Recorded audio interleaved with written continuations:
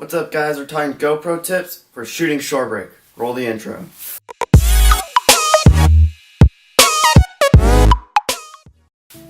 Alright guys, so for the first tip when shooting shorebreak and when you're in the ocean for any kind of video or anything is you want to keep the lens clean. Now whenever you put it in this GoPro case, the waterproof case, sometimes the quick temperature changes of cold water will cause fogging up inside of the lens. Not outside, but inside of it. And the way to deal with this is slipping in anti-fog strips, or you could just use paper towels. So how you do that is you would preheat the oven to about 300 degrees and put them in there for 10 minutes, take them out, cut them into strips, and throw them in your GoPro, and that'll stop the fogging. Alright, another huge problem for taking photos and videos and dealing with the lens is I see water droplets on people's photos or videos, and I had this problem when I first started. I just didn't care, but it didn't look good. It didn't look professional. You want a thin layer of water over the lens, so what you do is just lick the lens. Just lick it. It's different, but it really works and your shots will come out great if you do. Alright, settings for the GoPro whenever I shoot photo. I normally keep the ISO at around 100. I like to keep it there because it's a little darker and it gives it the cleanest looking image with not a lot of noise. For the exposure, I like to keep it at a lower setting. The number that you want to keep it at is really up to you and what you're shooting and the type of image that you're trying to create.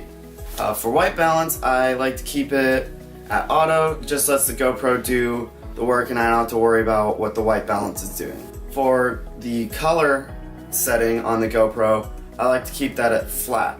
The reason why is that it gives me a little more flexibility in post-production than if I were to set GoPro, and if you're just taking the footage or the photo right off the camera, then go ahead and set it to GoPro color. But for me, I like to keep it at flat.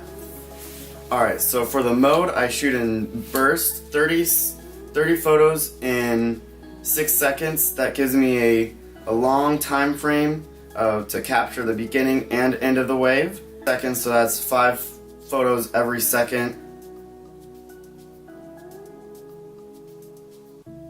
Yep, 5 photos every second. Alright, so for the FOV, I like to keep that at linear, whatever, just not wide or narrow. The linear mode, hopefully I'm saying that right, but that helps the photo look less like an action cam and look more professional looking. Alright, so whenever I do video, I don't do it very often anymore, but I like to keep it at 1080p and 90 frames a second.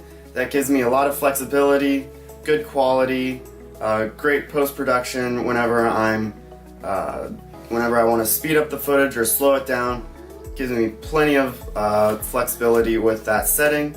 I like to keep it at wide because most of the time when I'm doing video, I like to capture the whole as much as I can around me. Alright, next is gear. The gear that I normally always used is the Gopro grenade grip. Really, it's just a little handle and you attach your GoPro via this mount here. And I really like these things that Gopro also make are the high torque screws, which has a little tab there so you can really tighten it down so you won't lose your GoPro. Other items that I like to use is the Reach Mini and the Reach. Really, I like to use these whenever it's kind of bigger and I'm trying to really reach, and hence the name Reach, and really stay in that barrel as long as I can. Higher up shots of people shooting shorebreak on the sand. Another great item to have, I've never personally used it. I have a bunch of buddies that do use it, but it's the Connect system trigger system. So basically you mount your GoPro in this trigger system, you pull the trigger, presses the shutter button. Operating the Connect trigger system, you only need one hand to operate the GoPro, so that's very useful whenever you're running or trying to paddle back and catch a wave. Thanks so much for watching guys. Go ahead and check out my website, wavesofahi.com, where I include a few extra tips and tricks in a blog post. Don't worry, it's not too long. I do not like reading long blog posts, so go ahead and check out my Instagram at wavesofahi. Give this video a like and a comment. Let me know what you think. All the products that I used or showed in this video are linked in the description below. We're done.